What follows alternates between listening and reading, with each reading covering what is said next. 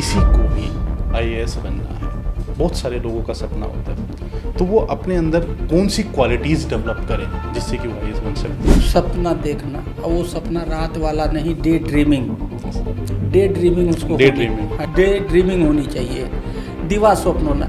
और जिस दिन ये बात हो गई उसे आईएएस बनने से कोई नहीं रोक सकता। एक किसान परिवार का बच्चा आईएएस बन जाता है, उस माइंडसेट के बारे में जानना है मुझे। इंडिया गांव का देश है। India lives in villages, India is made of villages.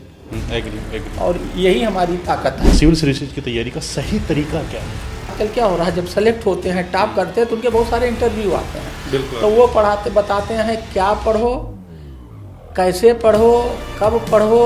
तो सबसे पहले आपको रिसर्च करना चाहिए। पूरी मेहनत कर दी, जी जान लगा दी, लेकिन किसी भी वजह से वो नहीं हो पाई। अगर कोई फेल हो जाता है उस प्रोसेस के दौरान, तो उस फेलियर से डील कैसे करें? इससे डील करने के लिए आदमी को हमेशा plan A, plan B, plan C रखना चाहिए, और एट ए टाइम एक प्लान पे काम करना चाहिए। You are getting a failure in plan A and you want to take a exit, then you switch over to plan B. Already you have in your mind. खेती से करोड़पति बनना संभव है? नहीं संभव, बहुत सारे, एक नहीं, हर जिले में 10-20 करोड़पति खेती बने हैं। यूपी के आज के डेट में कह रहे हो, कम से कम 10 करोड़पति तो हैं। कोई टमाटर से हो गया, कोई आलू से हो गया, कोई बाजरा से हो गया।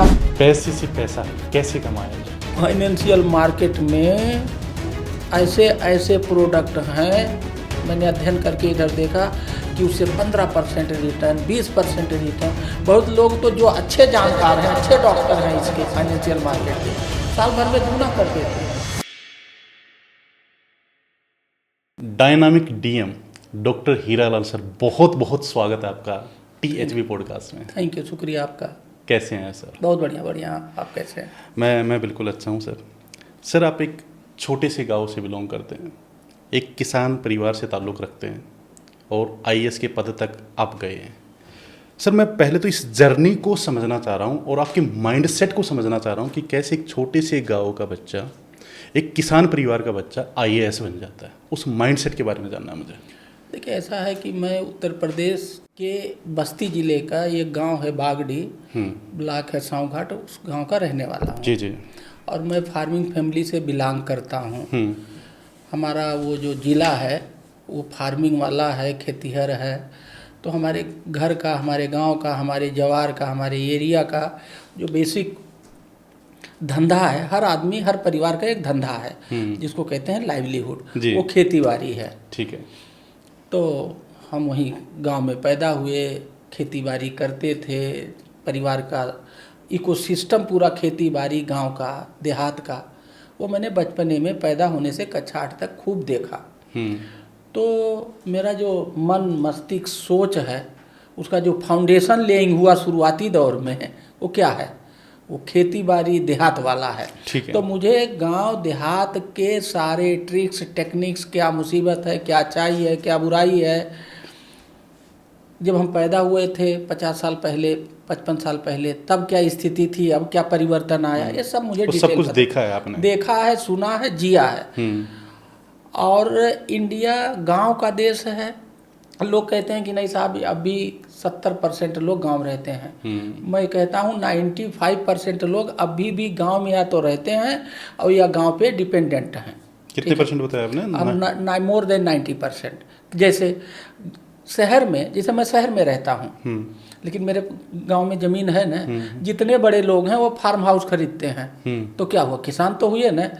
और गांव अगल बगल, जैसे मान लीजिए हम लोग ये नोएडा में बैठे हुए हैं, ग्रेटर नोएडा, दिल्ली, एनसीआर, जो भी, इसके चारों तरफ से ही तो खाने पीने का सब चीज़, इवन हवा भी अगल बगल के गाँव से आती है, क्योंकि पेड़ वहाँ ज़्यादा हैं, यहाँ ऑक्सीजन की कमी है। तो अगर इस नज़रिए से देखिए, गांव में रहना और गांव पे निर्भर रहना, तो मोर देन 95% लोग आज भी इंडिया, इसीलिए कहा जाता है इंडिया गांव का देश है। India lives in villages, India is made of villages. Agree. और यही हमारी ताकत है। सर, मुझे एक चीज़ पूछनी थी। आज आप आईएएस हैं, अगर आप आईएएस ना होते तो आज आप क्या होते? अगर मैं आईएएस ना होता तो ये तो कहना मुश्किल है मैं क्या होता। कभी कुछ सोचा आपने कभी? हाँ, बट आई कैन गेस कि नेचुरल सी बात है, अगर मैं आईएएस ना होता तो या तो गांव में खेती कर रहा होता जैसे हमारा पैतृक पेशा है, या उस समय क्या परिस्थितियां होती, कुछ ना कुछ तो नौकरी, क्योंकि उस समय का जो रुझान इंडिया क्या ये नॉर्थ इंडिया में बिहार झारखंड एमपी, यहाँ पढ़ाई का मतलब क्या होता है नौकरी। अगर आपने पढ़ाई किया तो क्यों कर रहे हो, नौकरी के लिए कर रहे हो और कुछ नहीं है। ये जो माइंड सेट है, ये जो माइंड सेट है, पढ़ाई का मतलब नौकरी, और अगर पढ़ाई की और नौकरी नहीं मिला तो आप समझो कि ये माना जाएगा बर्बाद हो गया, जबकि ये सही बात नहीं है। साउथ इंडिया में महाराष्ट्र गोवा गुजरात में वहाँ पढ़ाई का मतलब धंधा है, रोजगार है, इंटरप्रेन्योरशिप है, स्टार्टअप है।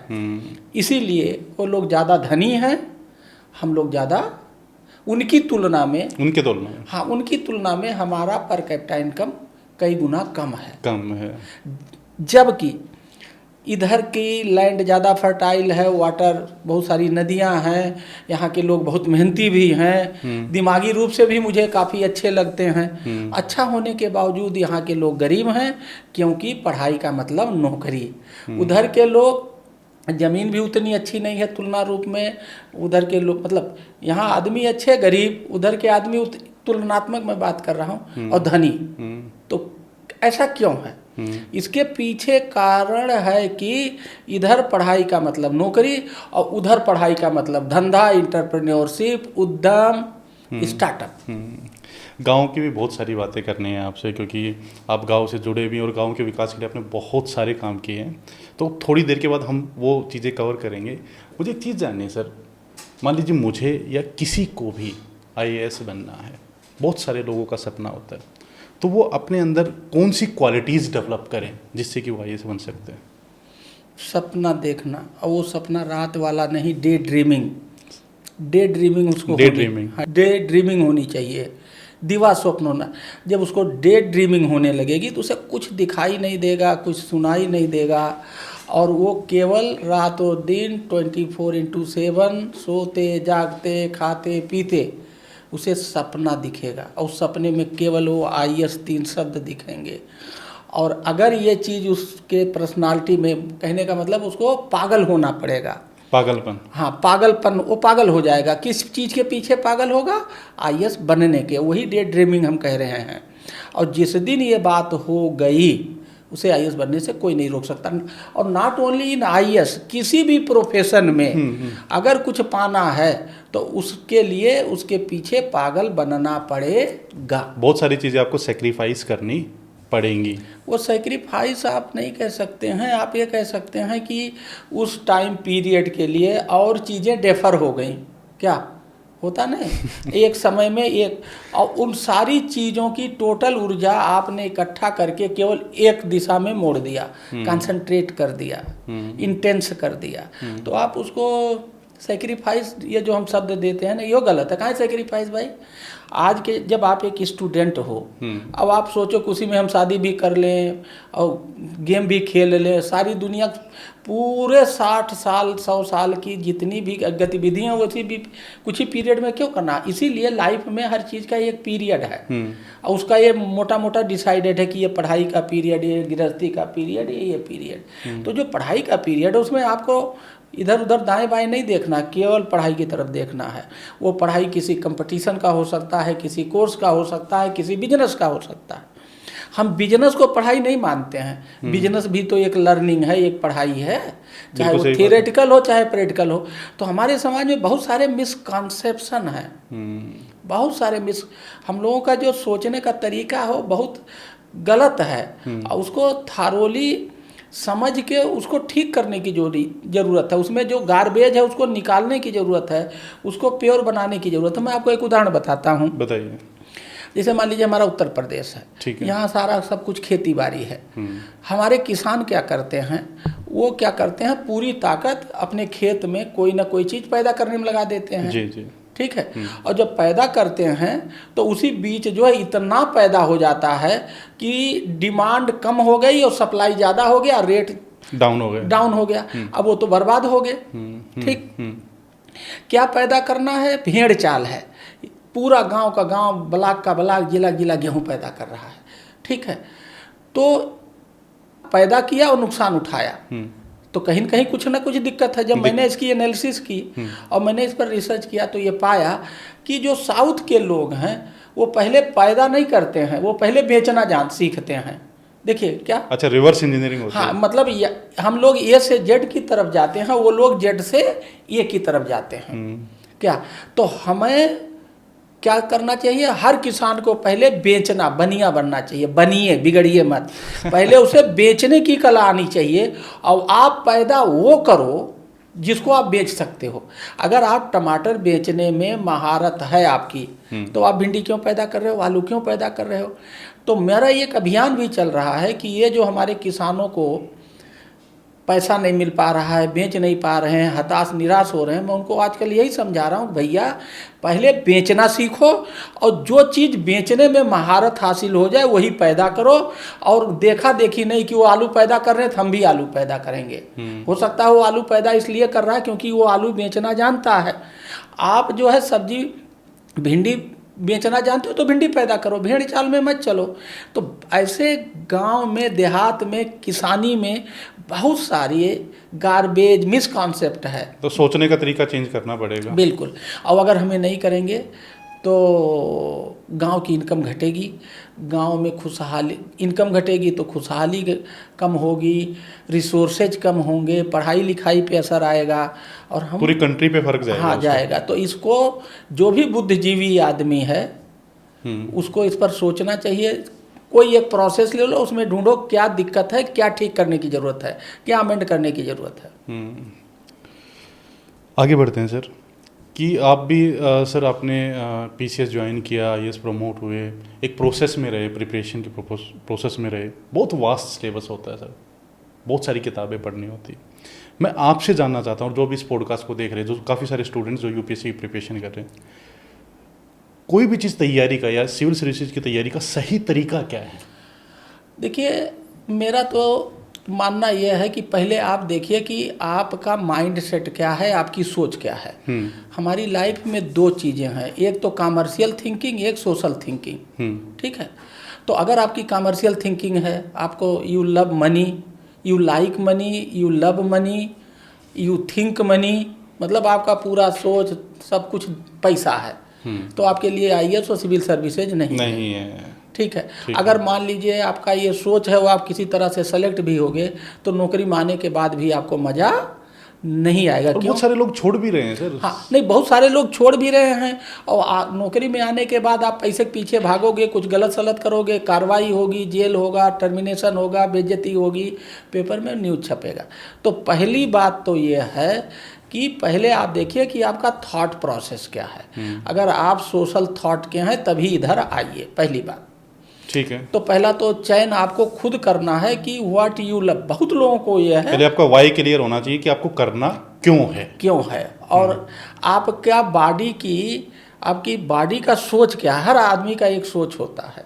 कहते हैं ये एक्सट्रोवर्ट हैं, ये इंट्रोवर्ट हैं, ये भैया मनी माइंडेड हैं, ये तो परोपकारी आदमी है। क्या, तो जो परोपकारी आदमी है या जो सोशल समाज के लिए जीना चाहता है, एक आदमी को पैसा कमाने में मज़ा आता है, एक आदमी को दूसरे की मदद, गरीब की मदद करने में मज़ा आता है, लोगों को आगे बढ़ाने में मज़ा आता है। महात्मा गांधी जी इसके सबसे बड़े उदाहरण हैं। क्या, उनको समाज को आगे ले जाने में, समाज को बढ़ाने में मदद आया, इसलिए तो पहली बात तो यह। दूसरी बात यह है कि पढ़ाई अब मेरे हिसाब से तैयारी करना आसान हो गया। ये जो इंटरनेट की दुनिया है, इसने, आपके पास एक मोबाइल होना चाहिए और उसमें एक इंटरनेट होना चाहिए, ये काफ़ी लोगों के पास है, इसमें कोई दिक्कत नहीं है। अब आप तैयारी करना चाहते हैं तो मेरा तो ये पहला कहना है कि आप जाए ऑनलाइन जो आपके बहुत सारे इंटरव्यूज हैं। जब आजकल क्या हो रहा है, जब सेलेक्ट होते हैं, टॉप करते हैं, तो उनके बहुत सारे इंटरव्यू आते हैं। तो वो बताते हैं क्या पढ़ो, कैसे पढ़ो, कब पढ़ो, इवन वो अपने आंसर शीट भी ऑनलाइन की, ये क्वेश्चन था और ये आंसर है, उसकी भी। तो सबसे पहले आपको रिसर्च करना चाहिए। आपको क्या करना चाहिए? रिसर्च करना चाहिए। ठीक है, एक बात। दूसरी बात यह है कि आपको कोचिंग लेनी चाहिए। लोग कोचिंग को बुरा मानते हैं। अब आपके पास पैसा नहीं है तो बहुत सारी फ्री कोचिंग भी है। अगर आपके पास पैसा नहीं है तो ऑनलाइन तो एक मटेरियल हो गया कि रिसर्च कर लो, फ्री कोचिंग ले लो, ठीक है। और फ्री कोचिंग में क्वालिटी मिलती है सर? आपको क्वालिटी से क्या लेना देना, आपको तो गाइडेंस चाहिए ना यार। क्या आपको गाइडेंस चाहिए, ठीक है। तो आपको जो बेसिक गाइडेंस है वो तो मिल जाएगा ना, क्वालिटी नहीं मिलेगी लेकिन बेसिक तो मिल जाएगा ना, स्टेप्स पता चल जाएंगे। हाँ, आप ऐसे नहीं लिख पाओगे लेकिन पैराग्राफ तो लिखना जान जाओगे ना, तो something is better than nothing. True true. दूसरी बात है कि बहुत सारे अधिकारी कर्मचारी, इवन जो नौकरी में IAS वाले, मैं बहुत लोग जानता हूँ, वो बहुत लोग मेंटरिंग करते हैं। आप जो ऑनलाइन है आप उससे बात करो, सर मैं ये सब्जेक्ट में तैयारी, मुझे आप मेंटरिंग कर दीजिए। आप 2-4 लोगों से अप्रोच करोगे ऑनलाइन, कोई न कोई आपको मेंटरिंग कर देगा। तो आपको फ्री में मेंटर मिल गया, आपको फ्री में आइडिया मिल गया, आपको 10-12 इंटरव्यू देख करके आप अपना एक स्ट्रेटजी बना सकते हो। और जो आपका सब्जेक्ट मैटर है, जिस सब्जेक्ट से जो IAS टॉप किया है आप उससे अप्रोच करो, सर आपका ये फिजिक्स सब्जेक्ट था, हम भी फिजिक्स लेना चाहते हैं, आप बताइए मुझे कौन किताब पढ़नी चाहिए, कैसा पढ़ना चाहिए। तो हमारे पढ़ाई में ये जो रट्टाफिकेशन है ना कि किताब, वो नहीं चलेगा। क्या आपको लोगों से आर्गूमेंट करना पड़ेगा, लड़ाई करना पड़ेगा रीजन पे, क्या विथ तर्क, रीजनिंग, मतलब कुल मिला करके आपको अपनी एनालिसिस और एनालिटिक्स को मजबूत करना है, रीजनिंग को मजबूत करना है। क्योंकि जब आप सिविल सर्विसेज में आते हैं तो यहाँ 2-2-4 नहीं होता है, कभी 2-2-10 हो जाएगा, कभी 2-2-0 निगेटिव हो जाएगा। ये बहुत complex. IAS officer or civil servant is suppose to solve very complex and complicated problem, unseen problems, unintended sudden problems, disasters, accidents. So there are so many things. So if your mind will be analytical, you can handle any emerging situations successfully. तो इसीलिए ये pattern apply करना चाहिए, जो मुझे लगता है। अच्छा, एक चीज़ बताइए, इस एग्ज़ाम को लाखों लोग देते हैं, लाखों लोग। कुछ चुनिंदा बच्चे ऐसे हैं जो खुश किस्मत लगा लो, जिन्होंने बहुत मेहनत की, मेहनत तो सारे ही करते हैं सर जो एग्ज़ाम में बैठ रहे हैं, है ना, कुछ सफल हो जाते हैं, लेकिन उससे बहुत ज़्यादा लोग ऐसे हैं जो असफल होते, फेलियर होते हैं। और उनको जैसे आपने बताया था ना कि वो 24 घंटे उनको दिख तो रहा IAS, पूरी मेहनत कर दी, जी जान लगा दी, लेकिन किसी भी वजह से वो नहीं हो पाए, और उन्होंने अपने जीवन का मकसद ही IAS बना लिया था। अब वो फेलियर का टैग लग जाता है। मैं आपसे जानना चाहता हूँ कि अगर कोई फेल हो जाता है उस प्रोसेस के दौरान, तो उस फेलियर से डील कैसे करें? देखिए, मैं आपको बता दूं कि जब वो उस प्रोसेस से फेल हो जाता, और ये केवल IAS में थोड़ी, कोई बहुत बड़ी इंडस्ट्री लगाया और उसने 50 करोड़ लोन ले लिया, इंडस्ट्री बैठ गई, घर बिक रहे हैं, तो ये तो हर जगह फेलियर को टैकल करना, either in civil services exam, either in any business और in any effort that we can say effort, इससे डील करने के लिए आदमी को हमेशा plan A, plan B, plan C रखना चाहिए, और एट ए टाइम एक प्लान पे काम करना चाहिए। जैसे आप प्लान A है IAS बनना, ठीक है सर, तो आप जब प्लान A पर काम कर रहे हो तो ना तुम्हें B देखना है ना C देखना है। But if you are getting a failure in plan A and you want to take a exit, then you switch over to plan B, already you have in your mind. जो हमारे यहाँ क्या है, हमारे पास एक ही plan है, वो plan ये है, ना प्लान B है ना प्लान C है। तो ये बहुत बड़ा प्लानिंग में डिफेक्ट है, माइंड सेट में डिफेक्ट है। और ये हमारी कंडीशनिंग भी तो ऐसी की हाँ, जाती है यस, दैट इज फोकस। हाँ, दैट इज मेन पॉइंट कि हमारी कंडीशनिंग ही ये खराब होती है। बचपन से तुम्हें ये कहीं दूसरी चीज़ के बारे में नहीं करते। मैं आपको एक चीज़ बताऊँ, इसका उदाहरण मैं आजकल बच्चों के बीच जाता हूँ और मैं उनसे अपने अनुभव शेयर करता हूँ जी। इसको मैं ज्ञान दान कहता हूँ। भाई हमें भी किसी ने ज्ञान दिया है तो मैं यहाँ पहुँचा, तो वो रिपे बैक टू सोसाइटी में मैं बहुत, हमें लोग किसी पैनल में किसी बुलाते हैं तो मैं जाता हूँ जी सर, और मैं अपने प्रैक्टिकल अनुभव शेयर करता हूँ, तो लोगों को मज़ा भी आता है। तो मैं आजकल बच्चों से एक उदाहरण देता हूँ मैं आपके सामने। आप जब मॉल में जाते हो, मॉल में सामान, आजकल मॉल कल्चर है ना, जी जी जी, तो चाहे वो माल ऑनलाइन वाला है चाहे ऑफलाइन, अब ऑनलाइन माल है तो लिखा जाता बाई वन और get one free, buy one get two free, buy one get three free, offer चलते हैं, ऑफर चलता है। तो आप कौन माल खरीदते हो? By one get three free, जिसमें फ्री ज़्यादा होता है। एग्री। ठीक है, अब आपने पढ़ाई की, आपके पास केवल एक सर्टिफिकेट है, तो आप क्या है, 1 in 1 हुए। क्या हुए आप? 1 in 1। तो जब आप खुद 1 in 1 नहीं ले रहे हो दूसरे का, तो आपको कौन ले लेगा? तो हमारे अंदर जो केवल एक स्किल है 1 in 1 वाला, ये आज के डेट में, मैं इस उदाहरण से, इस मार्केटिंग के उदाहरण से इस बात को कह रहा हूँ, ये 1 in 1 is not applicable for anybody. मैं अपना बात बताऊं, मैं अपने को 10 in 1 कहता हूं। मैं 10 स्किल, मेरे पास 10 स्किल हैं। मैं राइटर भी हूं, मैं सोशल वर्कर भी हूं, मैं IAS अफसर भी हूं, मैं स्टूडेंट भी हूं। क्या? I have developed my capacity and capability by continuously reading, writing, practically and theoretically. ठीक है, and I am working in 10 domain. I am a writer, I have got a fame of writer through my dynamic DM book. ठीक है, तो अगर मेरे पास कुछ ना रहा है तो मैं राइटिंग में अपने उस स्किल को इतना बढ़ा लूंगा कि आई कैन बी एक अच्छे राइटर हो सकते हैं। That skill I have acquired. I am working in the as a climate change maker.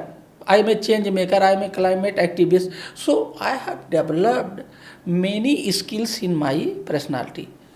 So likewise, everybody has to acquire not only one skill, more than one skill, that is 2 in 1, 3 in 1.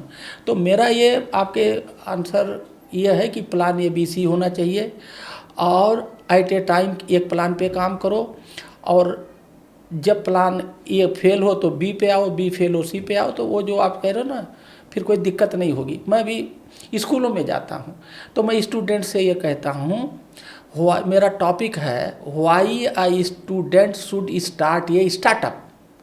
Why I student should start a startup.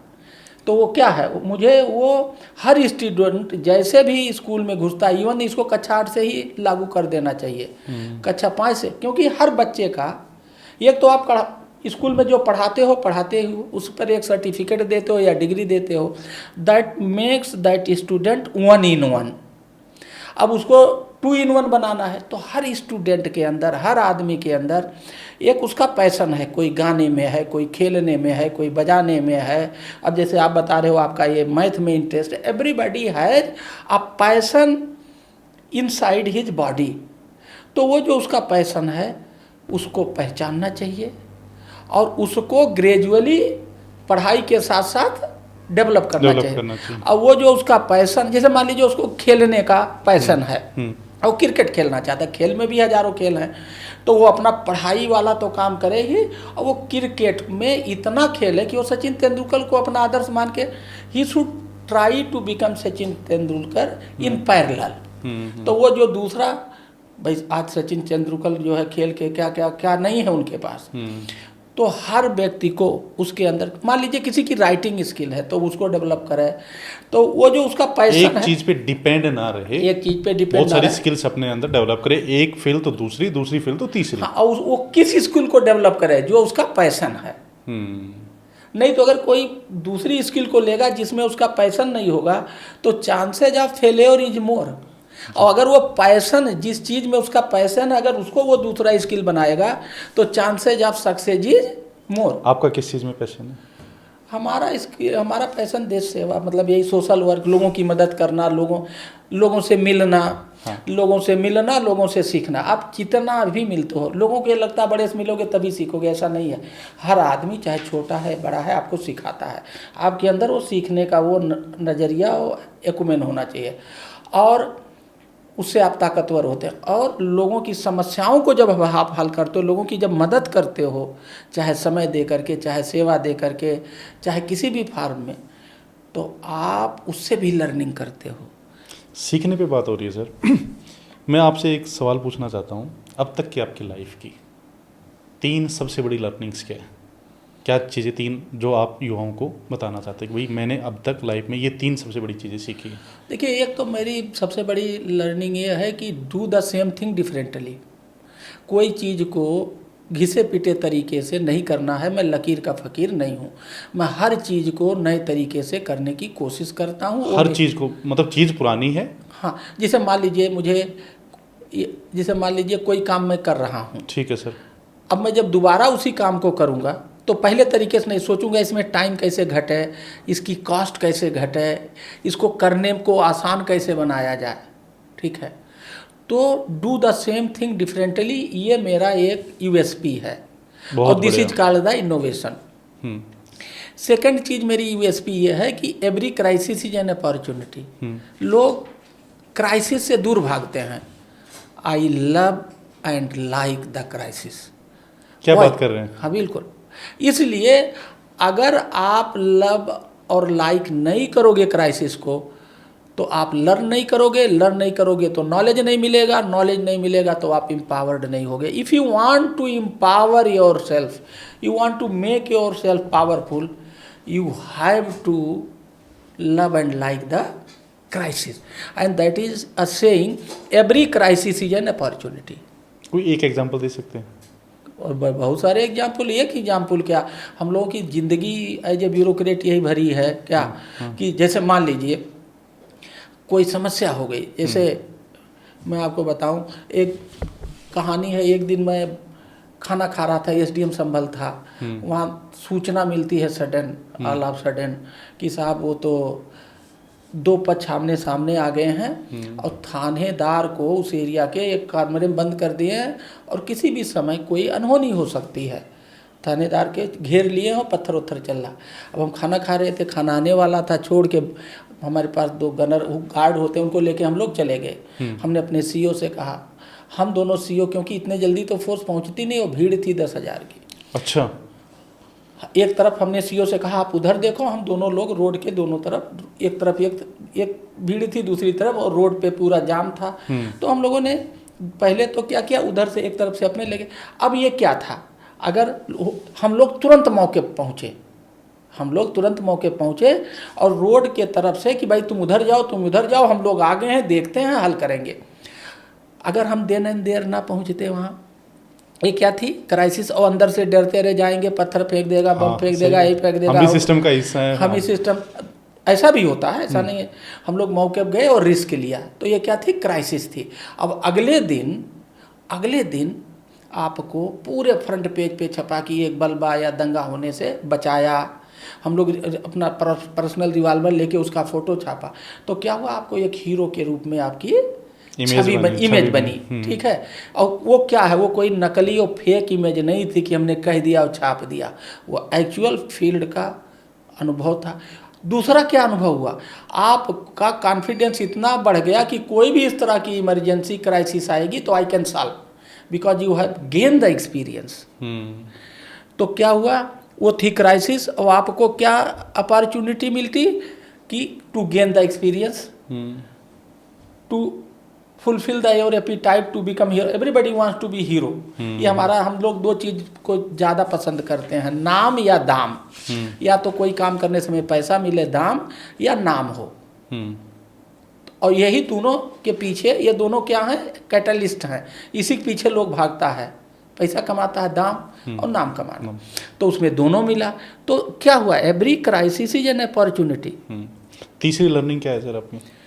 तीसरी learning यह है कि लेना मत सीखो, देना सीखो। क्या, become a giver not a taker. अच्छा, become a giver not a taker. क्यों? देने वाला दानी कहलाता, और लेने वाला क्या कहलाता, कर्जदार। तो भैया कर्जदार क्यों बन रहे हो, देने वाला दानी बनो। जी। तो these are my 3 habits, there are so many few more habits, लेकिन every crisis is an opportunity. Become the giver, not the taker. और क्या बताया था, do the same thing differently. Sir एक चीज़ बताइए, आईएएस का पद मिलकर बहुत कुछ मिलता है, पद मिलता है, प्रतिष्ठा मिलती है, गाड़ी, सब कुछ मिलता है, लेकिन बहुत कुछ चिंता भी है। मैं वो दूसरा पक्ष आपसे जानना चाह रहा हूँ कि ठीक है, वो शानो शौकत तो देख ली, सब कुछ देख ली, जिसको देखकर लोग आईएएस की तरफ आकर्षित होते हैं। आप तो सिस्टम में हैं, प्रशासनिक इकाई है, संवैधानिक पद पे हैं, छिनता क्या क्या है IAS बनकर? देखिए, मैं आपको बताऊं, जो मैंने अभी 30-32 साल 35 साल की नौकरी में अनुभव किया है, लगता है छिनता है। अच्छा, एक चीज़ बताइए, कहते हो IAS हैं या बड़े अफसर हैं, उनको जनता के बीच में नहीं जाना चाहिए, किसने मना किया? सरकार तो कहती है जनता के बीच जाओ, उनके चारपाई बैठो, उनके मेड़ पे बैठो, उनके खेत में बैठो और उनकी सेवा करो, उनसे सीखो। क्यों नहीं जाते हो? अब आपने कह दिया ये हम बड़े के अफसर हैं, हम जाएंगे तो चूना लगना चाहिए। कहीं चूना लगना चाहिए भाई? कहीं? ये तो अंग्रेजों का, आप अंग्रेजों वाला बात कर रहे हो। मुझे वो चूना वाले में मज़ा नहीं आता। अगर मैं कहीं भी जाता हूँ तो मैं कहता हूँ ये चूना मत लगाना, नहीं तो वो चूना मैं मानूंगा मुझे लगा दिया। मैं चूना कल्चर के बिल्कुल खिलाफ हूँ, ठीक है। और मुझे ज़मीन पे बैठना, लोगों से मिलना, जब आप जनता के बीच जाओ, जनता के बीच रहो, तभी तो आप उनका दर्द समझ पाओगे और तभी तो दवा दे पाओगे। और किसी के बताए पे दोगे तो दर्द ठीक नहीं होगा, ठीक होगा तो कम ठीक होगा। तो देखिए, ये जो बहुत सारी बातें ये कहा जाता है प्रोटोकॉल, किसने कह दिया है कि आप प्रोटोकॉल कि ये नहीं पहन सकते हो? कहीं नहीं पहन सकते हो। ये सब हम लोगों ने अपने एक बाउंड्री बना लिए हैं क्या। और ये बाउंड्री आया कहाँ से? वही, क्योंकि अंग्रेजों का सिविल सर्विस है, बाउंड्री से बाउंडेशन, हाँ, वहाँ से यहाँ आ गया। इसमें भी बहुत सारी चीज़ें गार्बेज आ गई हैं, इसको भी तोड़ने की ज़रूरत है क्या। किसी भी सर्वेंट प्रेस से ना बात करे, अब तो प्रेस से ही बात करता है, उसको एक जिला सूचना अधिकारी होता है। तो देखिए, ये मैं नहीं कहता कि आपको कहीं जाना है तो ये ज़रूर ध्यान देना चाहिए कि अच्छे लोगों के साथ जाओ, अच्छी सोहबत करो। एक चीज़ मैं एक काम करता हूँ, मैं कहीं जाता हूँ, मैं पता करता हूँ कि इस ज़िले में कौन आदमी अच्छा काम कर रहा है, चाहे स्टूडेंट हो, चाहे किसान हो, चाहे किसी भी फील्ड में जो भी अच्छा काम करता है, तो मैं उसका पता करता हूँ और पता करके उसको बुलवाता हूँ, उससे मिलता हूँ, वो पूछता हूँ आपने कैसे किया, तुम्हारे दिमाग में आइडिया कैसे आया और आप अपने इस काम को कैसे बढ़ाओगे जिससे और लोगों का पैदा हो, तुम गुरु बनो, अपने इस विद्या को फैलाओ, गुरु बनो। उससे क्या होता है, अब वो कितना इलेटेड फील करता है कि हमें इतने बड़े अधिकारी हैं, मुझे बुलाया तक तो किसी ने पूछा नहीं, हमने उसे कुछ दिया नहीं, केवल इज्जत दी। अब ये लोग नहीं करते हैं, इसमें कौन सा प्रोटोकॉल है भैया? काहे नहीं करते हो? तीसरी बात जो हमारे लोगों के यहाँ जिसको कहते हैं प्लेगरिज्म, काम किसी का होगा, वो बताएगा कि ये हम अच्छा काम करते हैं, और जब आगे कहीं बताना होगा तो ये बताएंगे मेरा काम है, उसका बताएंगे नहीं, चोरी। तो ये जो IP है ना, इंटेलेक्चुअल प्रॉपर्टी, आप देखिए मेरी जो डायनेमिक DM की किताब है, इसमें मैंने 500 लोगों का नाम लिखा है। जिसने जो बात मुझे बताई, हमने ये नहीं कहा ये पानी मैंने नहीं बचाया, rain harvesting water Hira Lal ने नहीं बचाया, हीरा लाल को प्रशंसा गुप्ता ने बताया, प्रशंसा गुप्ता के मार्फत मैंने उसको ज़िले में लागू किया, ये पूरा मैंने लिखा है। माइल न्यूट्रिशनल सैल्वी शारदा ने मुझे बताया, हमने उस जानकारी को और अपडेट करके बढ़िया बना करके लागू, मैंने उनका नाम लिखा। तो ये जो इंटेलेक्चुअल प्रॉपर्टी चोरी करते हैं, ये भी अच्छी बात, मैं नहीं करता। इसीलिए आदमी हमेशा दिल खोल के मुझे बताता है अपनी अच्छी अच्छी चीज़ें, उसे पता है कि अगर मैं बता दूंगा तो ये उसको लागू करवा देंगे और हमारा प्रचार भी कर देंगे और उसमें हमारी चोरी नहीं होगा। अदरवाइज अगर आप दूसरे की इंटेलेक्चुअल प्रॉपर्टी ले करके और चोरी करके अपना बता के बेच रहे हो, आगे अपने नंबर बढ़ा रहे हो, तो एक बार तो वो बता देगा, दोबारा नहीं बताएगा। काट की हांडी एक ही बार चढ़ते हैं। सर, आज के समय में भी बहुत सारे युवा है वो गवर्नमेंट जॉब के पीछे भाग रहे हैं। आपको क्या लगता है, उनको गवर्नमेंट जॉब के पीछे भागना चाहिए या स्किल्स के पीछे भागना चाहिए? क्योंकि टेक्नोलॉजी बहुत ज़्यादा डेवलप हो गई, AI आ गया, समय बदल चुका है। आपको क्या लगता है? स्किल के पीछे भागना चाहिए, मेरा व्यक्तिगत मानना है और यही सच्चाई है। उसके सिम्टम भी आ गए हैं, कि अब नौकरी, हर चीज़ का एक ज़माना होता है। नौकरी का ज़माना बीत चुका, नौकरी का ज़माना चला गया है, जो कुछ बचा है चला जाएगा। AI इसका बहुत बढ़िया एक उदाहरण है। जो कुछ बचा है ना, वो सब धीरे धीरे उसके स्वरूप बदल जाएंगे, उसके नॉलेज बदल जाएंगे। अगर हम अपने को पढ़ाई लिखाई करके अपडेट नहीं करेंगे तो पुराना नॉलेज काम नहीं करेगा। तो स्किल का ज़माना है। बहुत सारी कंपनियां, अभी तो शायद लिंक्डइन के भी बड़े पोस्ट होल्डर ने कह दिया कि मुझे स्किल चाहिए, आप क्या पढ़े हो क्या लिखे हो इससे मेरे मैटर ही नहीं करता। हाँ, ये मैटर नहीं करता।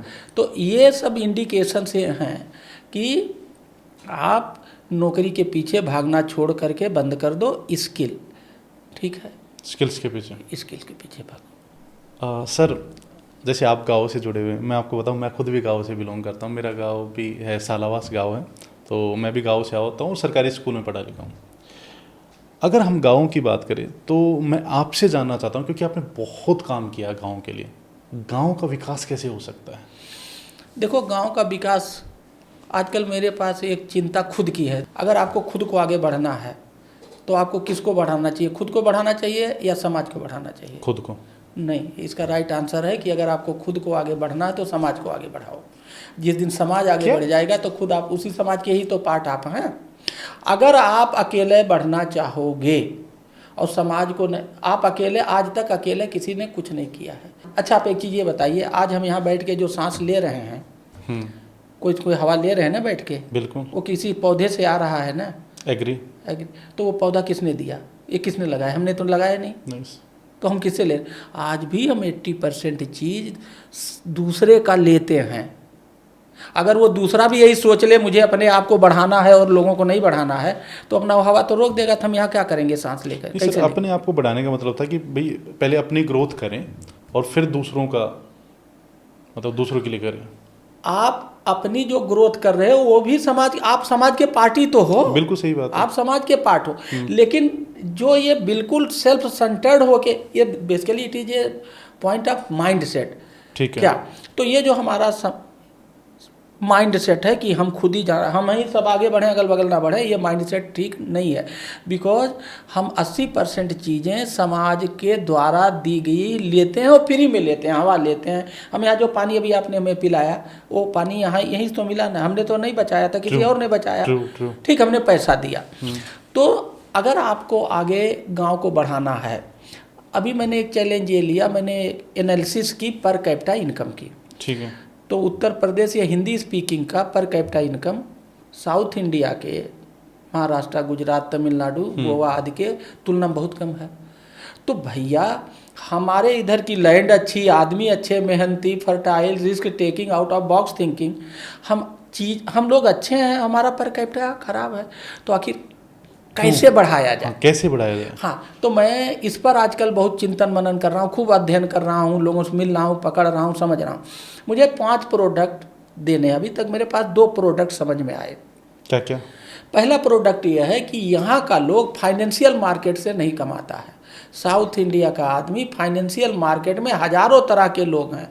इधर का आदमी प्री आईपीओ नहीं जानता, आईपीओ नहीं जानता, म्यूचुअल फंड नहीं जानता। एग्री। हाँ, और ये नॉलेज, ये बहुत भयंकर ट्रिक्स है। जैसे अगर ये हमारे यहाँ बहुत सारे फाइनेंशियल मार्केट के लोग दुकान खोल के बैठे हैं, अगर 1 लाख लोग से मिलोगे तो उसमें आप ये समझिए 95,000 तो आपको डुबवा देंगे। बिल्कुल। डुबवा देंगे। केवल 5,000 ऐसे लोग हैं जो आपको पैसे अच्छे बनवा देंगे। हाँ। तो इधर वो ना नॉलेज है। जैसे यहाँ मैंने इस पर अध्ययन किया कि यहाँ सीए में कॉमर्स का सब्जेक्ट केवल 15% पढ़ता है, वहाँ 35% पढ़ता है महाराष्ट्र में। यहाँ हमारी 17% आबादी है, डीमैट अकाउंट हमारा 10% है, सीए की संख्या बहुत कम है। मतलब गुजरात और महाराष्ट्र मिला के पूरे इंडिया के जितने सीए हैं 34,000 समथिंग, उसका 25% है। सीए माने जहाँ पैसा है, जहाँ पैसा, सही बात है। तो हम लोगों को हमें पैसे के बारे में ना पता है। जब पैसे के बारे में पता नहीं तो हम उसके पीछे भागते नहीं, और जब हम पैसे के पीछे भागते नहीं हैं तो हमें पैसा मिलता नहीं है और हम धनी नहीं हो रहे। तो फाइनेंशियल मार्केट को कैसे प्रमोट किया जाए, फाइनेंशियल लिटरेसी कैसे बढ़ाई जाए, फाइनेंशियल मार्केट के अच्छे डॉक्टर जिसके ऑपरेशन करने से पैसे की कमाई हो, जिसके ऑपरेशन करने से पैसे का नुकसान ना हो, ऐसे लोगों को कैसे डेवलप किया जाए, इस पर मैं काफ़ी अध्ययन कर रहा हूँ, काफ़ी लोगों से मिल रहा हूँ। जैसे जीरोधा, इसमें एक कंपनी है कर्नाटका, बहुत काम करती है। ग्रो एक कंपनी है, एंजल वन है, मोतीलाल ओसवाल है। अभी मैं एक फंक्शन में गया था जी, मोतीलाल ओसवाल टावर में ही था वो फंक्शन। जी जी। तो वहाँ मैं उनके जो मोतीलाल ओसवाल साहब के पार्टनर हैं रामदेव जी, उनसे भी मैं मिला। वो छत्तीसगढ़ के रहने वाले हैं और वो इतने बड़े आदमी हैं, अगर आप उनसे मिलोगे तो तबीयत खुश हो जाएगी। क्या down to the earth, no शान नो शौकात, बिल्कुल सिंपल, जैसे मज़ा आ गया उनसे मिलके रामदेव जी से क्या। और उन्होंने बताया कि मैं छत्तीसगढ़ का आदमी हूँ और 2 CA से मैंने ये शुरू किया था। और उनका दर्द देखिए, मुझे बड़ा अच्छा लगा उनसे ये बात करके। कहा है मैं चाहता हूँ कि मेरे छत्तीसगढ़ के लोग क्या फाइनेंशियल मार्केट से कमाई करें। जो तो हमने कहा जैसे आप वहाँ कराना चाहते हो, हम चाहते हैं हमारे यूपी वाले करें। तो उन्होंने मुझे बहुत सारे डाटा दिया कि हमने इस पर काम किया छत्तीसगढ़ में, जहाँ से वो आते हैं, डीमैट अकाउंट बढ़े और वो कमाई का एक जरिया बना। तो एक फाइनेंशियल मार्केट, ठीक है, ये पहली चीज़ है फाइनेंशियल मार्केट। हाँ, दूसरा मैं ये कह रहा हूँ कि पैदा तो कर ले रहे हो, पूरी ताकत पैदा कराने में लग गया और बेच पाए नहीं तो बर्बाद हो गए। तो मैं लोगों को, किसान को बनिया बनाना चाहता हूँ, बेचने वाला बनाना चाहता हूँ। Learn first trading then produce, पहले बेचना सीखो तब पैदा करो। यहाँ क्या कर रहे हैं, पूरी ताकत 100% जितनी ऊर्जा है सब ताकत लगा दिए। तो मेरा क्या है, how to make farmers trader first producer second. तो ये कैसे ट्रेडर बनाए जाएं, लोगों को कैसे इस पर ट्रेनिंग दिया जाए। जैसे एक एस्पायर संस्था है, अमेरिका की है। तो अभी मेरी उनसे बात हुई, वो इंडिया कंट्री वालों से, जो इंडिया में एस्पायर के हैं, अमेरिका की कंपनी है। तो मैंने उनसे पूछा तो वो भी क्या कर रहे हैं, ट्रेनिंग दे रहे हैं ऑनलाइन फ्री में। और वो नौकरी, हमने कहा जब नौकरी है ही नहीं है तो आप ये ऐसा क्यों कर रहे हो, जब नौकरी है ही नहीं है और तुम नौकरी के लिए उन्हें तैयार कर रहे हो, तो आप भी तो अनएम्प्लॉयमेंट की फौज बढ़ा रहे हो। तो हमने कहा ये चेंज करो, ये ठीक नहीं है, अब दिशा बदल गई है। तो हमें दूसरा प्रोडक्ट क्या है, लोग कैसे ट्रेडर बने, अपने कमोडिटी को डाइवर्सिफाई करें, बेचना सीखें और एक्सपोर्ट करें।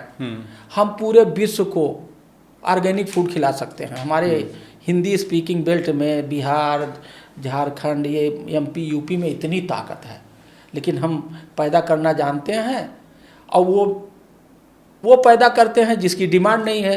तो एक तो वो पैदा करना है जिसकी डिमांड हो, और वो पैदा करके जहाँ डिमांड है वहाँ बस भेज दो। हाँ, गुजरात में, उधर तमिलनाडु में, ये सब जगह पे क्या है, वो ट्रेडर, पहले ट्रेडर हैं तब प्रोड्यूसर। हमारे यहाँ उल्टा है, हम केवल प्रोड्यूसर हैं। तो हम दूसरा क्या अभियान कर रहे हैं, और मैं खुद लर्न कर रहा हूँ क्या कि हाउ टू डू दिस। ये बहुत बड़ा चैलेंज है। अभी हमें 2 प्रोडक्ट मिला, क्या, फाइनेंशियल मार्केट और दूसरा how to make farmers trader.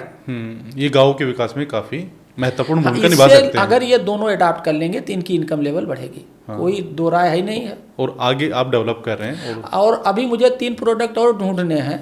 अभी मैं रिसर्च, अभी मुझे वो मिले नहीं, मैं ढूंढ रहा हूँ और इस 2 पे मैं बहुत धुआंधार काम कर रहा हूँ। अच्छा, मुझे एक चीज़ बताइए, गाँव के लोग खेती करते हैं और वो अपने आप को ना शहर के लोगों से कमतर आंकते हैं, जबकि खून पसीना मेहनत सबसे ज़्यादा वो करते हैं। आपको क्या लगता है, खेती से करोड़पति बनना संभव है?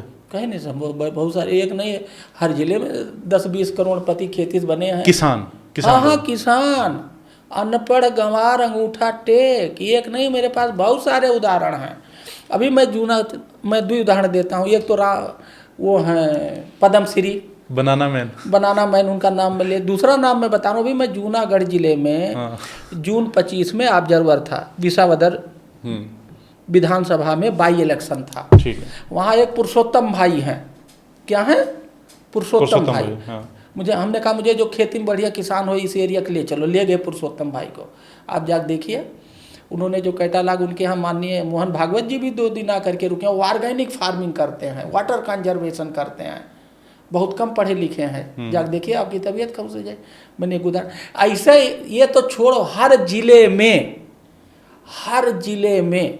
एक हमीरपुर में एक वर्मा जी हैं, FPO बनाए हुए हैं, बहुत सिंपल आदमी हैं। हर जिले में कई करोड़पति किसान बने हैं और इधर अभी जल्दी बने, पहले नहीं बनते थे, इधर बने हैं। किधर, कैसे बने हैं? पिछले 10-20, वही इंटरप्रेन्योर, स्टार्टअप, वो मतलब वो बेचने में मास्टर हो गए। बस उन्होंने, वो जो मैं कह रहा हूँ, वो बेचने मास्टर हो गए, वो बेचना जान गए और पैदा कराने। वो किस्सा बताओ ना, वो बनाना मैन वाला, जो रामशरण जी वाला। रामशरण वर्मा को तो आप डाल, वो क्या है, वो कक्षा 8 फेल है, उनकी कहानी ये है, उनसे मैंने पूछा ये आप, वो कहते हैं साहब मुझे अगर वो केला में उनको मज़ा आया शुरुआती दौर में, अब तो टमाटर और आलू में भी अच्छा काम करते हैं। तो उन्होंने मुझे बताया कि अगर मुझे पता लग जाए कि लाल केला तमिलनाडु के इस गांव में होता, अभी मैं तमिलनाडु में ही मेरी ड्यूटी लगी हुई है ऑब्जर्वर की, धर्मपुरी ज़िले में, तो मैं गया तो मुझे वहाँ लाल केला मिला और एक छोटा छोटा केला होता है सफ़ेद को, एलकी या इसे कुछ बोलते हैं, बड़ा टेस्टी होता है। तो मैं वहाँ चला जाऊँगा, 10-12 दिन रहूँगा, सीख के आऊँगा और लाल केला पैदा। तो उनके अंदर वो लर्निंग की कैपेसिटी है, how to produce new product and how to sell that. अच्छा, कोई नया चीज़ पैदा करोगे तो उसकी डिमांड ज़्यादा होगी, प्रीमियम वैल्यू मिलेगा तो धनी हो जाओगे। मेरा ये मानना है हर जिले में, यूपी के आज के डेट में कह रहे हो, कम से कम 10 करोड़पति तो हैं। कोई मछली कमा के करोड़पति हो गया, कोई टमाटर से हो गया, कोई आलू से हो गया, कोई बाजरा से हो गया, मतलब करोड़ों। कोई ये डिफरेंट वैरायटी के गन्ने के रस से गुड़ बना करके 25 वैरायटी के, एक बंदा मुझे अभी मिला, बात हुई, ये पीओ बना के वो 100 करोड़ का गोबर बेच दिया है। क्या बेच दिया? गोबर। अब उस हम लोग गांव में गोबर ही कहते हैं, और उसने उसका नाम रख दिया है वो बर्मी कंपोस्ट, काऊ डंग। क्या? काऊ केक। अच्छा, हाँ, काऊ केक। हाँ, क्या? तो देखिए ये सब हम लोग यहाँ लैग कर रहे हैं। हमें पूरी ताकत लगानी चाहिए बेचने की कला सिखाने को। किसको? किसान को। और जिस दिन उसके पास पैसा आया वो अपने को इन्फीरियर फील नहीं करेगा। इसका मतलब है कि अगर सिर्फ माइंडसेट डेवलप करना है और लर्निंग एटीट्यूड अगर किसान के अंदर आ गया, तो इसका मतलब तो आने वाले जो टाइम के जो करोड़पति बनेंगे वो कॉरपोरेट से कम बनेंगे, किसान ज़्यादा बनेंगे। मुझे भी यही लगता है और यही सच्चाई में तो हम तो इसको चैलेंज के साथ हर जिले में मिनिमम 10 करोड़पति जो गांव देहात से, कोई सब्जी वाला करोड़पति है, कोई सिरका वाला करोड़पति है, तो बने हैं और हैं। हाँ। अब उसमें क्या, उसमें ट्रेंड और हुआ, बहुत सारे बच्चे क्या हुआ, वो गए कारपोरेट में नौकरी किया, उनको चाहे कोरोना हुआ, बहुत सारे लोग कोरोना में निकल के आए, फिर कोरोना थे उन्हें ज़बरदस्ती भेजा, फिर आए गांव में रहने लगे और उनको मजा, वो कारपोरेट की नौकरी छोड़ दिया। अब उनका चस्का तो है कि पैसा कमाना है, वो आए और उन्होंने वो जो लर्निंग थी, नेशनल इंटरनेशनल उनका network, learning and to earn money appetite, वही गाँव में अपना शुरू कर दिए कुछ खेती बाड़ी वाला एग्री बिजनेस हो। बहुत सारे हजारों वीडियो हैं। तो आप बहुत अलग अलग स्टेट्स में गए, अलग अलग डिस्ट्रिक्ट में आपने काम किया है ना, तो गुजरात वगैरह में भी आपने देखा, तो वो तो आपने क्लियर कर ही दिया कि गुजरात के लोग इतने अमीर क्यों होते हैं। गुजरात का आदमी रातों दिन सोते जागते धंधा सुनता है और उसके पास 1 मिनट भी गप्प मारने की फुर्सत नहीं है। एक बात और गुजरात या साउथ इंडिया में है क्या, वो एसोसिएशन कोलैबोरेशन जानते हैं। 4 लोग इकट्ठा होंगे, 4 मित्र इकट्ठा हुए, अच्छा ठीक है। अभी मैं गुजरात गया था एक शादी में, तो किसी की मदर बीमार हो गई, तो लोग शाम को बैठ के खाना खा रहे थे, तो कहे भाई हमारी मदर बीमार हो गई है, कोई हॉस्पिटल अच्छा बताओ। फिर वहीं इतने ही देर में ये हुआ कि अब हम लोगों को एक हॉस्पिटल खोल लेना चाहिए। किसी ने 5 करोड़ दिया, किसी ने 10 करोड़ दिया, किसी ने दिया जिसका जो था, और वही 50 करोड़ हुआ और हॉस्पिटल बन गया कि अब हम लोगों में से किसी के परिवार की दवाई बाहर नहीं होगी, हमारे हॉस्पिटल में होगी। तो कमाई भी हुआ और घर की दवाई भी हुआ। तो वहाँ क्या है, लोग मिलना जुड़ना और मिलके टीम में काम करना जानते हैं। हमारे यहाँ ये एटीट्यूड नहीं है। कहाँ यूपी बिहार में हम अकेले बोएंगे, हम अकेले जोतेंगे, अकेले काटेंगे। तो ये भी एक जो है, ये भी एक बहुत बड़ी प्रॉब्लम है। We do not want to associate and collaborate. एक चीज़ हम लोग गुजरात, अहमदाबाद, बेंगलोर, ये जितने बड़े शहर है, मुंबई, वहाँ शाम को लोग 4-5 लोग इकट्ठा होते हैं और वो खाना खाते हैं और उस पर धंधे का ही डिस्कशन होता है और वहीं कुछ डिस्कशन से कुछ निकलता है और धंधे बनते हैं। हमारे यहाँ न इकट्ठा होते हैं और धंधे की बात तो करना दूर की है, इकट्ठा होंगे तो कुछ निगेटिव बातें कर लेते हैं, मतलब वो धंधा। तो ये जो हमारे यहाँ कुल मिलाकर के नौकरी वाला माइंडसेट है, इसको निकालना है, धंधे की बात लाना है। और धंधे का मतलब थोड़ी है कि फैक्ट्री लगा दो वही धंधा है। आप एग्री बिजनेस करो ना भाई। आप कोई अच्छी वैरायटी का खीरा पैदा करो, देखो कहाँ मिलेगा वो वैरायटी, और उसको एक्सपोर्ट करो। उसको बॉम्बे में बेचो, अच्छे अच्छे ताज होटलों में बेचो, तो वही खीरा आपको जो अभी 5 रुपया दे रहा, 25 रुपया देगा, 20 रुपया देगा, प्रीमियम देगा। तो ये केवल प्रोसेसिंग बदलनी है सोच की। अच्छा, एक चीज़ और बताइए सर, मैं आपका एक पॉडकास्ट देख रहा था, उसमें बता रहे थे पैसे से पैसा कैसे कमाया जाए। यही तो बताया, फाइनेंशियल मार्केट यही हमारे यहाँ पैसे से पैसा कमाने का। कल मैं यहाँ एक अग्रवाल जी हैं, वो हमारा रिकॉर्डिंग कर रहे थे पोस्ट कार्ड का, वो कहने लगे कि हमारा फाइनेंशियल मार्केट में इन्वेस्टमेंट है, मुझे 10-12 लाख रुपया महीना मिल जाता है। तो ये हमारे यहाँ फाइनेंशियल मार्केट में क्या इन्वेस्ट करेंगे, जीपीएफ, एफडीआर, क्या जीपी, हाँ एफडी, एफडीआर, एफडी कर लेंगे, एनएससी ले लेंगे, पोस्ट ऑफिस वाला, और ये कितना देता है 5%, जीपीएफ में कर देंगे 7-8%। फाइनेंशियल मार्केट में ऐसे ऐसे प्रोडक्ट हैं, मैंने अध्ययन करके इधर देखा कि उससे 15% रिटर्न, 20% रिटर्न। बहुत लोग तो जो अच्छे जानकार हैं, अच्छे डॉक्टर हैं इसके फाइनेंशियल मार्केट के, साल भर में दूना कर देते हैं। पर इसको जुआ ज़्यादा मानते हैं, रिस्क ज़्यादा मानते हैं। वो जुआ हुआ कतई नहीं है। हाँ। अगर बॉम्बे वाला वो क्या कहते हैं, कौन नगरी कहते हैं, कैपिटल, फाइनेंशियल कैपिटल, हाँ जी हाँ जी, वो अगर जुआ होता तो बॉम्बे वाले छोड़ ना दिए होते। वो जुआ हुआ नहीं है, बेसिकली वो माइंड का गेम। जब हम फेल हो गए तो हमने कह दिया हमारा माइंडसेट यहाँ भी, हमारी कंडीशनिंग यहाँ भी गलत है। एक मिनट, जब हम फेल हो गए तो कोई न कोई बहाना तो बताना है, हमें अपनी कमी तो नहीं बतानी है। तो कह दिया जुआ। इसके फाइनेंशियल मार्केट के अच्छे डॉक्टर बम्बई में ज़्यादा हैं, यहाँ नहीं हैं। इसलिए जब हम इधर फाइनेंशियल मार्केट के डॉक्टर के राय पर कोई काम करते हैं तो फेल होते हैं, और वहाँ नहीं फेल होते। तो हमें फाइनेंशियल मार्केट के अच्छे डॉक्टर, अच्छे एक्सपर्ट, वेल्थ मैनेजर को डेवलप करना है, ये है। तो पैसे से पैसा कमाएगा। अभी आप 5% कमा रहे हो, आप किसी अच्छे म्यूचुअल फंड में, कभी अच्छे शेयर में, अच्छे कंपनी में, क्या वॉरेन बफेट इसके सबसे बढ़िया उदाहरण है, दुनिया का सबसे अमीर आदमी। हाँ, पढ़ो लिखो ना। और आज के डेट में बहुत सारे इंफॉर्मेशन है, सबने बताया हुआ है। ऐसे मैं एक दिन नालंदा कैपिटल नाम से, एक नालंदा के एक हैं, वो नालंदा कैपिटल नाम से चलाते हैं, बहुत धनी है। ये जुआ हुआ नहीं है, ये सब गेम है। जब आप कहीं नुकसान हो गया तो उसको आप जुआ बता करके अपना पल्ला झाड़ते हैं। बिल्कुल सही बात। आपने ना रिसर्च किया, ना अच्छे डॉक्टर के पास पहुँचे, किसी ऐसे खराब डॉक्टर से दवाई कराए तो नुकसान हो जाता है। एक सिचुएशन देता हूँ सर, मेरे पास सिर्फ 1000 रुपये, क्या 1000 रुपये से जीवन बदल सकता है? 1000 रुपया नहीं, बिना पैसे का ही जीवन बदल सकता है। पद, पैसा, पावर नहीं चाहिए। मैं अक्सर कहता हूँ, अच्छा काम, बड़ा काम, नया काम, ऊंचाई पे जाने के लिए ना पद चाहिए, ना पैसा चाहिए, ना पावर चाहिए। इसके बहुत सारे उदाहरण हैं, एक नहीं हजारों उदाहरण है। बाइक के बहुत सारे उदाहरण हैं वर्तमान। अच्छा, एक चीज़ ये बताइए, अगर महात्मा गांधी जी सोचते कि इन अंग्रेजों से लड़ने के लिए पद चाहिए, पैसा चाहिए, पावर चाहिए, कुछ नहीं था, है ना, और लड़ा के खदेड़ तो दिए। और पूरे विश्व में वो ऐसा बिना पद, पैसा, पावर के ऐसा नाम कमाए, दाम नहीं कमाए, उन्होंने नाम कमाया कि आज उनके इस दुनिया में ना रहने के बाद भी पूरे विश्व में पूजा होती है। क्या हम अकेले उनका लोहा नहीं मानते, पूरा विश्व मानता है। क्यों? उनके उस फिलॉसफी में, सत्य और अहिंसा में इतनी ताकत है कि that is beneficial to each and every person, every society, every country, globally. धनी होने के 2 से 3 लक्षण कौन से होते हैं अगर मुझे धनी बनना है? धनी तो पहले कि आपको डिस्कम्फर्ट पसंद होना चाहिए, कंफर्ट नहीं पसंद होना चाहिए। क्या?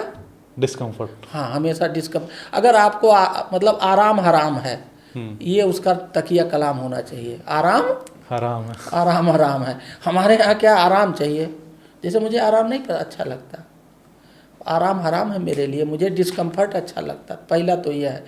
दूसरा, काम चोर नहीं होना चाहिए, जिसको कहते हैं हार्ड वर्किंग होनी चाहिए। क्या होनी चाहिए? Hard working. हार्ड वर्किंग होना चाहिए, और आराम तलब नहीं होना चाहिए। तीसरा, वेल इंटेंडेड होना चाहिए। क्या? वेल इंटेंडेड मतलब उसकी सोच बेईमानी वाली कि नहीं, ये घपला कर लेंगे, हाई तीर ये गड़बड़ कर देंगे, वो आगे बढ़ जाएंगे। कभी भी बुरी नीयत वाला आदमी धनी नहीं बना है। आप किसी का उदाहरण ले लीजिए, जो भी धनी बना है वो वेल इंटेंडेड होता है, और वो अपने से ज़्यादा दूसरे को बढ़ाने में विश्वास करता है। आप कई बार धनी बनने के बाद सोच चेंज हो जाती है। हाँ, तो जैसे मान लीजिए कोई बढ़िया वेल इंटेंडेड था, धनी हो गया, अब इंटेंशन खराब हो गया तो जेल जाता है, या बहुत बड़ी घटना होती है। तो वेल इंटेंशन, हार्ड वर्किंग, आराम हराम है, ये तीन बहुत सारे 50 चीज़ें, लेकिन मुझे ये सब चीज़ें। ठीक है, आपने जो बुक लिखी डायनामिक डीएम, ये क्यों लिखी? डायनेमिक, देखिए हम आज यहाँ पहुँचे हैं तो किताब पढ़ के पहुँचे हैं। तो किताब किसी ने कुछ अच्छा काम किया, उसको उसने किताब में लिखी है, वो इस दुनिया में नहीं है, फिर भी हम उसके अच्छे काम को पढ़ के अपना भी फायदा उठा रहे हैं, समाज का भी फायदा कर रहे हैं, जिसको मैं ज्ञानदान कहता हूँ। तो हमने पानी कैसे बचाया, वोटिंग परसेंटेज कैसे बढ़ाया, महिलाओं को आगे कैसे किया, स्टूडेंट डेवलपमेंट कैसे किया, ये सब सारे जो हमने अभी तक अपने नए प्रयोग इनोवेशन किए, उसको मैंने लिख दिया। अब मैं मिलूँ या ना मिलूँ, मेरे किताब से वो अच्छी चीज़ पढ़ रहे हैं।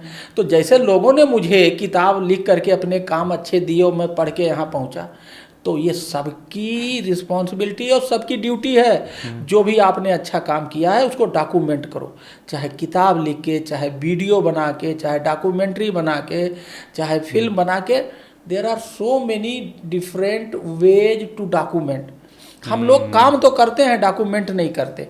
ये भी मेरा सबसे कहना है कि जो भी कुछ करो डॉक्यूमेंट करो, जिससे जब आप इस दुनिया में ना रहें तब भी आपका वो अच्छा काम आगे वाली जनरेशन जाने और उसका फ़ायदा उठाए, जैसे हम उठाए हैं। जो भी इस पॉडकास्ट को देख रहे हैं सर, उनको क्या मैसेज देना चाहेंगे आप? देखिए, मुझे तो लगता यह है कि आदमी को अच्छी सोच के साथ क्या अपने लिए कम, समाज के लिए ज़्यादा सोचना चाहिए। अपने लिए कम, समाज के लिए ज़्यादा सोचना चाहिए। आज के देश में क्या हो रहा, कैटिक सिचुएशन, भाग दौड़ बहुत बढ़ी है। उसके पीछे कारण क्या है? वो अपने लिए ज़्यादा सोच रहा, समाज के लिए कम सोच रहा। तो उसकी भाग दौड़ तो बढ़ गई, चीज़ें भी बहुत कुछ दिख रही हैं, लेकिन बहुत सी चीज़ें, हैप्पीनेस इंडेक्स घटा है, आप उससे बात करो तो बहुत सारी चीज़ें वो जो चाहिए एक हैप्पी लाइफ जीने के लिए वो घटी हैं। तो अगर आपका इंटेंशन अच्छा है और आप पॉजिटिव हैं, सामाजिक हैं, तो you can lead A happy life. Thank you so much sir, THB podcast पे आने के लिए। आपने अपना इतना कीमती समय दिया, इतनी दूर से आप आए, बहुत बहुत बहुत धन्यवाद। आज इस पॉडकास्ट से मैंने पर्सनली बहुत कुछ सीखा और आई होप जो भी इस पॉडकास्ट को देख रहे हैं आपने भी बहुत कुछ सीखा है। ये हैं dynamic DM doctor Hira Lal. Thank you so much sir, thank you so much आने के लिए। थैंक यू, नमस्ते।